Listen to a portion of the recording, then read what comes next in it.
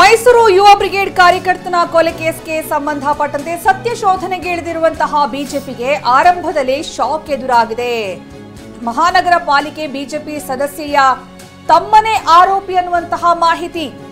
ಪ್ರಕರಣದ 6 ಪ್ರಮುಖ ಆರೋಪಿಗಳಲ್ಲಿ ಬಿಜೆಪಿ ಮಹಾನಗರ ಪಾಲಿಕೆ ಬಿಜೆಪಿ ಸದಸ್ಯೆಯ ತಮ್ಮನೇ ಆರೋಪಿಯಾಗಿದ್ದಾನೆ ಒಬ್ಬ.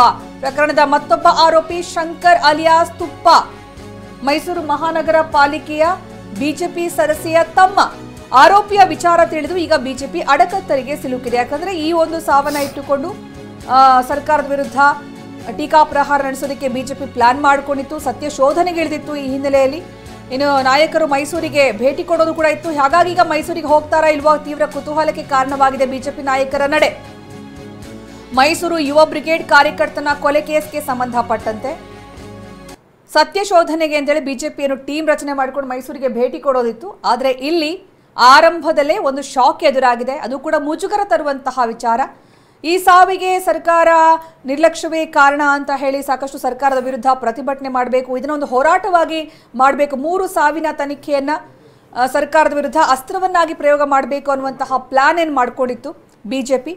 ಅದರಲ್ಲಿ 1 ಸಾವಿನ ಪ್ರಕರಣ ಈ ಯುವ ಬ್ರಿಗೇಡ್ ಕಾರ್ಯಕರ್ತನ ಕೊಲೆ ಕೇಸ್ಗೆ ಸಂಬಂಧಪಟ್ಟಂತೆ.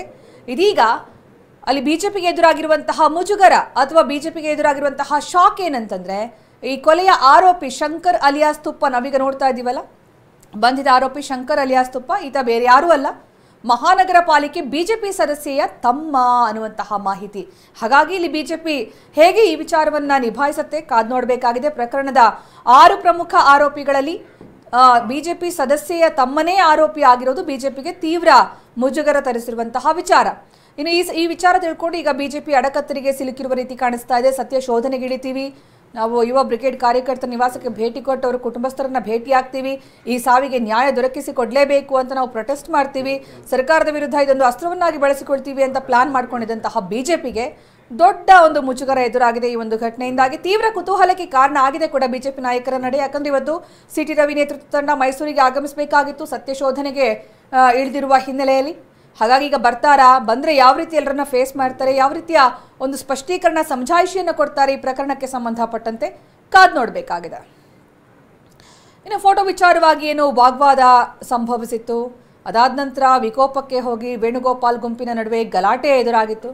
ಗಲಾಟೆ ತಾರಕಕ್ಕೆ ಹೋಗಿ ಮಾತಿಗೆ ಮಾತು ಬೆಳೆದು ಕೊಲೆಯಲ್ಲಿ ಅಂತ್ಯವಾಗಿತ್ತು. ಯುವ ಬ್ರಿಗೇಡ್ ಕಾರ್ಯಕರ್ತನ ಕೊಲೆ ಪ್ರಕರಣಕ್ಕೆ ಸಂಬಂಧಪಟ್ಟಂತೆ ಪುನೀತ್ ಫೋಟೋ ತೆಗೆಸಿದ್ದೇ ಕೊಲೆಗೆ ಕಾರಣ ಆಯ್ತಾ ಅನ್ನುವಂತಹ ಪ್ರಶ್ನೆ ಉದ್ಭವ ಆಗಿರುವ ಮಧ್ಯೆಯೇ ಸತ್ಯಾಸತ್ಯತೆ ಅರಿಯೋದಕ್ಕೆ ಬಿಜೆಪಿ ಇದನ್ನು ಸರ್ಕಾರದ ವಿರುದ್ಧ ಅಸ್ತ್ರವನ್ನಾಗಿ ಪ್ರಯೋಗಿಸೋದಕ್ಕೆ, ಕಾಂಗ್ರೆಸ್ ವಿರುದ್ಧ ಅಸ್ತ್ರವನ್ನಾಗಿ ಪ್ರಯೋಗಿಸೋದಕ್ಕೆ ಒಂದು ದೊಡ್ಡ ಹೋರಾಟದ ರೂಪುರೇಷೆ ಕೊಡುವಂತಹ ಪ್ಲಾನ್ ಮಾಡಲಾಗಿತ್ತು. ಆದರೆ ಇಲ್ಲಿ ಸತ್ಯ ಶೋಧನೆಗೆ ಬಿಜೆಪಿ ಇಳಿಯುವ ಮೊದಲೇ ಒಂದು ಸತ್ಯ ಗೊತ್ತಾಗಿರೋದೇನೆಂದ್ರೆ, ಆರೋಪಿ ಲಿಸ್ಟಲ್ಲಿ ಬಿಜೆಪಿ ಮಹಾನಗರ ಪಾಲಿಕೆ ಸದಸ್ಯೆಯ ತಮ್ಮನೇ ಇದ್ದಾನೆ ಎನ್ನುವಂತಹ ವಿಚಾರ. ಆತನ ಹೆಸರು ಶಂಕರ್ ಅಲಿಯಾಸ್ ತುಪ್ಪ.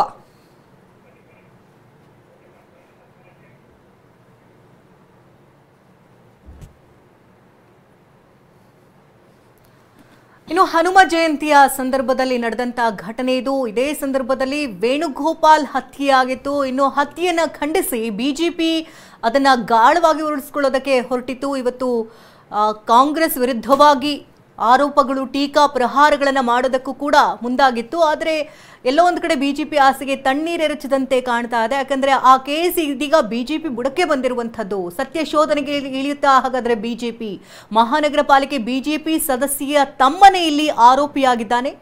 ಮೊನ್ನೆ ನಡೆದಂತಹ ಘಟನೆ ಇದು. ಟಿ ನರಸೀಪುರದಲ್ಲಿ ನಡೆದಿತ್ತು. ಹನುಮ ಜಯಂತಿಯ ಸಂದರ್ಭದಲ್ಲಿ ವೇಣುಗೋಪಾಲ್ ಹತ್ಯೆಯಾಗಿತ್ತು. ಈ ಹತ್ಯೆಯ ಪ್ರಮುಖ ಆರೋಪಿ ಇದೀಗ ಬಿಜೆಪಿ ಸದಸ್ಯ ತಮ್ಮ ಅಂತ ಹೇಳಲಾಗ್ತಾ ಇದೆ. ಮೈಸೂರು ಮಹಾನಗರ ಪಾಲಿಕೆ ಬಿಜೆಪಿ ಸದಸ್ಯೆಯ ತಮ್ಮನೇ ಇಲ್ಲಿ ಆರೋಪಿ ಆಗಿರೋದ್ರಿಂದ ಬಿಜೆಪಿ ಸತ್ಯ ಶೋಧನೆಗೆ ಇಳಿದಂತ ಸಂದರ್ಭದಲ್ಲಿ ಬಿಜೆಪಿಗೆ ಒಂದು ರೀತಿ ಬಿಗ್ ಶಾಕ್ ಎದುರಾಗಿದೆ. ಇದೀಗ ಬಿಜೆಪಿ ಒಂದು ಕಡೆ ಅಡಕತ್ತರಿಯಲ್ಲಿ ಸಿಲುಕಿದಂತೆ ಕಾಣ್ತಾ ಇದೆ.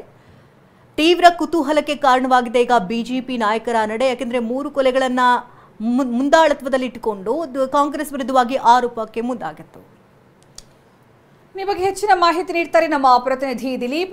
ಈಗ ಮೈಸೂರು ಯುವ ಬ್ರಿಗೇಡ್ ಕಾರ್ಯಕರ್ತರ ಕೊಲೆ ಕೇಸನ್ನ ದೊಡ್ಡ ಹೋರಾಟದ ಅಸ್ತ್ರವನ್ನಾಗಿ ಮಾಡ್ಕೊಳ್ಳೋದಕ್ಕೆ ಬಿಜೆಪಿ ಪ್ಲಾನ್ ನಡೆಸಿತ್ತು. ಆ ನಿಟ್ಟಿನಲ್ಲಿ ಸತ್ಯ ಶೋಧನೆಗೂ ಇಳಿದಿತ್ತು.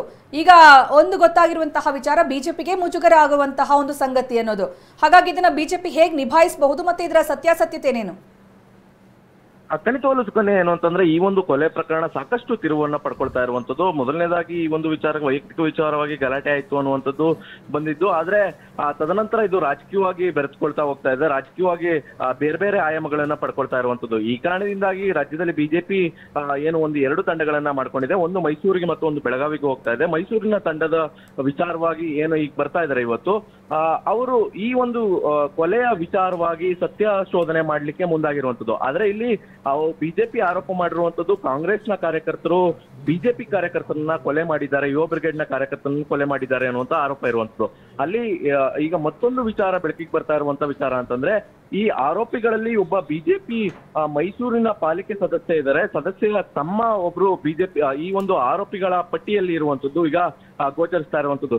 ಈ ಕಾರಣದಿಂದಾಗಿ ಈಗ ಒಂದ್ ರೀತಿಯಲ್ಲಿ ಬಿಜೆಪಿ ಅಡಕತರಲ್ಲಿ ಸಿಲುಕಿಕೊಂಡಿರುವಂತದ್ದು. ಯಾಕಂತಂದ್ರೆ ಕಾಂಗ್ರೆಸ್ ವಿರುದ್ಧ ಹೋರಾಟ ಮಾಡ್ತಾ ಇದೆ, ಆದ್ರೆ ಇಲ್ಲಿ ಬಿಜೆಪಿಗೆ ಪಾಲಿಕೆ ಸದಸ್ಯರ ತಮ್ಮನೇ ಒಬ್ಬ ಆರೋಪಿಯಾಗಿರುವಂತದ್ದು ಈಗ ಸದ್ಯಕ್ಕೆ ಸಾಕಷ್ಟು ಕುತೂಹಲ ಮೂಡಿರುವಂತದ್ದು.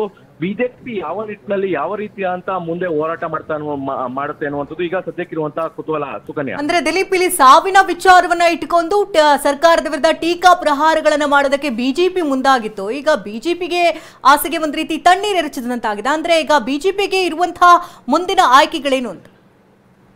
ಖಂಡಿತವಾಗ್ಲು, ಯಾಕಂತಂದ್ರೆ ಇಲ್ಲಿ ಒಂದು 6 ಜನ ಆರೋಪಿಗಳಿದ್ದಾರೆ. 6 ಜನ ಆರೋಪಿಗಳಲ್ಲಿ 5 ಕಾಂಗ್ರೆಸ್ನವರು ಕಾರ್ಯಕರ್ತರಿದ್ದಾರೆ ಅನ್ನುವಂಥದ್ದು ಈಗ ಸದ್ಯಕ್ಕೆ ಇರುವಂತದ್ದು. ಅದರಲ್ಲಿ ಒಬ್ಬ ಕಾರ್ಯಕರ್ತ ಮಾತ್ರ ಬಿಜೆಪಿಯ ಅಂದ್ರೆ ಪಾಲಿಕೆ ಸದಸ್ಯೆಯ ತಮ್ಮ ಇರುವಂತದ್ದು.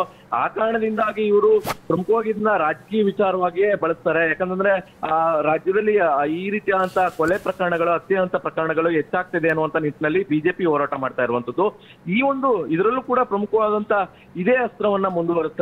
ಇಲ್ಲಿ ರಾಜ್ಯದಲ್ಲಿ ಸುರಕ್ಷತೆ ಇಲ್ಲ, ರಾಜ್ಯ ಸರ್ಕಾರದ ವಿರುದ್ಧ ಹೋರಾಟ ಮಾಡ್ಲಿಕ್ಕೆ ಇದೊಂದು ದೊಡ್ಡ ಅಸ್ತ್ರ ಆಗುತ್ತೆ. ಯಾಕಂದ್ರೆ ಯುವ ಬ್ರಿಗೇಡ್ನ ಕಾರ್ಯಕರ್ತರ ಆಗಿರುವ ಕಾರಣಕ್ಕೋಸ್ಕರ ಇದು ಬೇರೆ ರೀತಿಯಾದಂತ ಆಯಾಮಗಳನ್ನು ಕೂಡ ಬಿಜೆಪಿ ಕೊಡುವ ಸಾಧ್ಯತೆ ಇರುವಂತದ್ದು. ಆದ್ರೆ ಒಟ್ಟಾರೆಯಾಗಿ ಸದ್ಯಕ್ಕೆ ಬಿಜೆಪಿ ನಾಯಕರು ಏನು ಮೃತನ ಕುಟುಂಬಸ್ಥರನ್ನ ಭೇಟಿಯಾದ ನಂತರ ಯಾವ ರೀತಿಯಾದಂತ ಹೇಳಿಕೆಯನ್ನ ಕೊಡ್ತಾರೆ, ಅಲ್ಲಿ ಯಾವೆಲ್ಲ ವಿಚಾರಗಳನ್ನ ಮಾತಾಡ್ತಾರೆ ಅನ್ನುವಂಥದ್ದು ಸದ್ಯಕ್ಕೆ ಕುತೂಹಲ. ದಿಲೀಪ್, ಹಾಗೆ ಸಂಪರ್ಕದಲ್ಲಿರಿ ನೀವು, ಇನ್ನಷ್ಟು ಮಾಹಿತಿಯನ್ನ ಪಡಿತೀನಿ. ಇನ್ನು ವೇಣುಗೋಪಾಲ್ ಕೊಲೆ ರಾಜಕೀಯ ತಿರುವು ಪಡ್ಕೊಳ್ತಾ ಇದೆ. ಒಂದು ಕಡೆ ಬಿಜೆಪಿ ಹೋರಾಟದ ಅಸ್ತ್ರವನ್ನಾಗಿ ಮಾಡ್ಕೋಬೇಕು ಈ ಸಾವಿನ ಬಗ್ಗೆ ಅಂತ ಅಂದ್ಕೊಂಡ್ರೆ, ಇನ್ನೊಂದು ಕಡೆ ರಾಜಕೀಯ ತಿರುವು ಪಡ್ಕೊಳ್ತಾ ಇರೋದು ರಾಷ್ಟ್ರೀಯ ಪ್ರಧಾನ ಕಾರ್ಯದರ್ಶಿ ಸಿ.ಟಿ. ರವಿ ನೇತೃತ್ವದ ತಂಡ ಕುಟುಂಬಸ್ಥರನ್ನ ಭೇಟಿ ಮಾಡೋದಕ್ಕೆ ಅಂತ ತೆರಳುತ್ತೆ. ಇವತ್ತು 10 ಸದಸ್ಯರನ್ನು ಒಳಗೊಂಡಂತಹ ಸಿ.ಟಿ. ರವಿ ನೇತೃತ್ವದ ತಂಡವನ್ನು ರಚನೆ ಮಾಡಲಾಗಿದೆ. ಈ ಸಂದರ್ಭ ಸಂಸದ ಪ್ರತಾಪ್ ಸಿಂಹ, ಶಾಸಕರಾದ ಶ್ರೀವತ್ಸ ಅಶ್ವಥ್ ನಾರಾಯಣ್, ಹಾಗೆ ಮಾಜಿ ಶಾಸಕರಾದಂತಹ ಮಹೇಶ್ ಪ್ರೀತಮ್ ಗೌಡ, ಯಾರ್ಯಾರು 10 ಜನ ಟೀಮ್ ಯಾರು ಅಂತ ನೋಡ್ತಾ ಇದ್ವಿ. ಅರಣ್ಯ ವಸತಿ ಮತ್ತು ವಿಹಾರ ನಿಗಮದ ಮಾಜಿ ಅಧ್ಯಕ್ಷ ಅಪ್ಪಣ್ಣ, ಮಾಜಿ MLC ಪ್ರೊಫೆಸರ್ ಮಲ್ಲಿಕಾರ್ಜುನ, ಇವರು ಕೂಡ ಈ ಟೀಮಲ್ಲಿ ಇರ್ತಾರೆ. ಸಿ.ಟಿ. ರವಿ ನೇತೃತ್ವದ ತಂಡದಲ್ಲಿ ಯುವ ಬ್ರಿಗೇಡ್ ಕಾರ್ಯಕರ್ತನ ಹತ್ಯೆಯನ್ನು ಖಂಡಿಸಿ, ಜೊತೆಗೆ ಈ ಹತ್ಯೆಯ ಸತ್ಯ ಶೋಧನೆಗೆ ಅಂತ ಬಿಜೆಪಿ ಮಾಡ್ಕೊಂಡಿರುವಂತಹ ಟೀಮ್ನಲ್ಲಿ ಇವರೆಲ್ಲ ಇದ್ದಾರೆ. ಮೈಸೂರು ಗ್ರಾಮಾಂತರ ಜಿಲ್ಲಾಧ್ಯಕ್ಷರಾದ ಮಂಗಳಾ ಸೋಮಶೇಖರ್ ಇವರು ಕೂಡ ಭೇಟಿ ಕೊಡುವಂತಹ ಪ್ಲಾನ್ ಇತ್ತು. ರಾಜಕೀಯ ತಿರುವು ಪಡ್ಕೊಂಡಿತ್ತು. ಅಫ್ಕೋರ್ಸ್ ಇದು ಯುವ ಬ್ರಿಗೇಡ್ ಕಾರ್ಯಕರ್ತನ ಕೊಲೆ ಆಗಿರುವಂತಹ ಕಾರಣಕ್ಕಾಗಿ. ಇನ್ನು ಮೃತ ವೇಣುಗೋಪಾಲ್ ನಿವಾಸಕ್ಕೆ ಇವತ್ತು ಬಿಜೆಪಿ ನಾಯಕರು ಭೇಟಿ ಕೊಡೋದಿತ್ತು. ಗೊತ್ತಿಲ್ಲ ಈಗ ಮುಂದಿನ ಹಂತದಲ್ಲಿ ಬಿಜೆಪಿ ಮಹಾನಗರ ಪಾಲಿಕೆ ಬಿಜೆಪಿ ಸದಸ್ಯೆಯ ತಮ್ಮನೇ ಈ ಪ್ರಕರಣದಲ್ಲಿ ಒಬ್ಬ ಆರೋಪಿ ಅಂತಂದ್ರೆ ಬಿಜೆಪಿಗೆ ಸಹಜವಾಗಿ ಪ್ರಶ್ನೆ ಎದುರಾಗುತ್ತೆ, ನೀವು ಯಾರ ವಿರುದ್ಧ ಹೋರಾಟ ಮಾಡ್ತಿದ್ದೀರಿ ಅಂತ. ಹಾಗಾಗಿ ಇದನ್ನು ಹೇಗೆ ನಿಭಾಯಿಸುತ್ತೆ ಬಿಜೆಪಿ ಕಾದ್ ನೋಡಬೇಕಾಗಿದೆ.